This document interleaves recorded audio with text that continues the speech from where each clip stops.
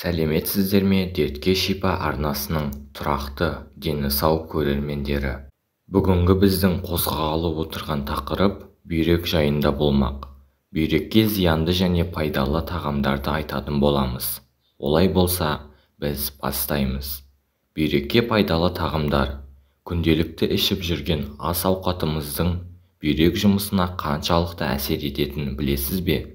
Бүйрек бұл адам ағзасындағы ең маңызды мүшелердің бірі.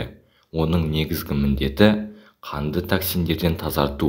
Егер де бүйрек ауыра бастағанын сезсеңіз, тамақтануға көңіл бөлу керектігін ескертеміз.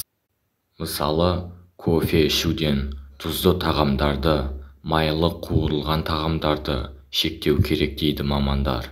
Ендеше, бүйрекке пайдалы тағамдарды тізіп көрейік. Гүлді қырыққабат. Гүлді қырыққабат құрамында А, К, В және де С дәрумендерінің қайнар көзі болып табылады. Дәл осы көкөністің бойындағы антиоксиданттар бүйрек жолдарында пайда болатын аурулардың алдын алып, қатерлі ісікті болдырмайды. Себебі гүлді қырыққабаттың бүйрек тінінің қабынуына қарсы тұра алатын бірден-бір көкөніс. Сонымен қатар, гүлді қырыққабаттың құрамындағы жасұнық зат алмасу процесін қалыпқа келтіреді. Бұл көкөністі шикідей де, қайнатып та, бұқтырып та жей беруге болады. Қара жидек. Қара жидек көздің көргіштігіне әсер етіп қана қоймай, бүйректен құм мен майда тастарды айдайтын қасиеті де бар. Қант диабетімен ауыратын жандардың бүйрек жұмысы да нашарлайды екен. Міне осындайда ғалымдардың айтуы бойынша, қара жидек құрамындағы антиоксиданттар мұндай әсерді болдырмауға атсалысады. Қара жидекті үнемі жейтін жандардың бүйрегінде тас болмайтын көрінеді. Қызыл жүзім. Қызыл жүзімнің бойындағы С дәрумені және де көп мөлшердегі флавоноидтар қабыну процесін төмендетеді. Жүзімнің бұл қасиетін пиелонефритпен ауыратындар жоғары бағалайды. Өйткені қызыл жүзім бүйрек жұмысына жағымды әсер етеді.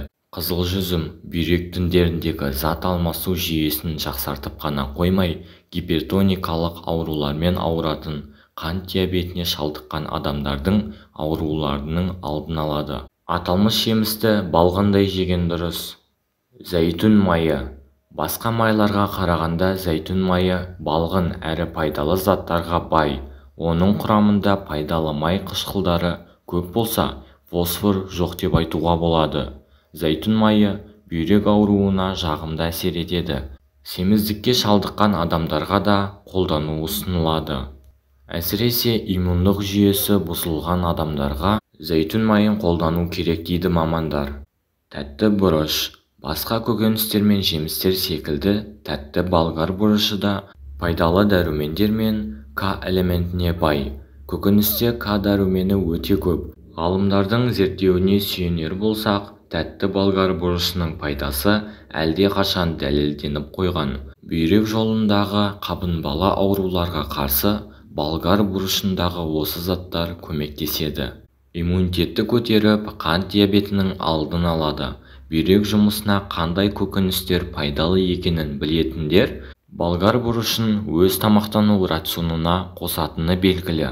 Себебі бұл көкөніс бүйректі түрлі патологиялық аурулардан қорғайды.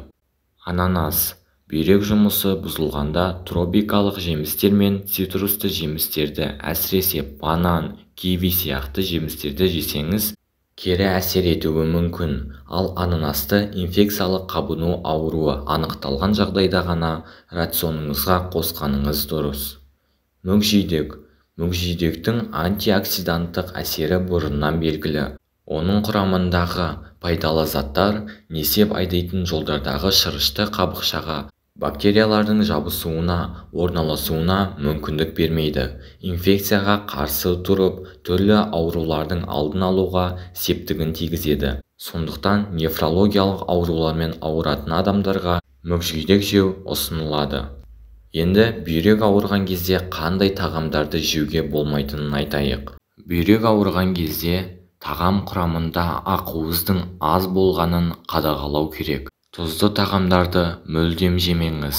Ауру асқынған жағдайда тұзды тамақты жеуге тыйым салынады, өйткені ол бүйректе тас жиналуын күшейтеді.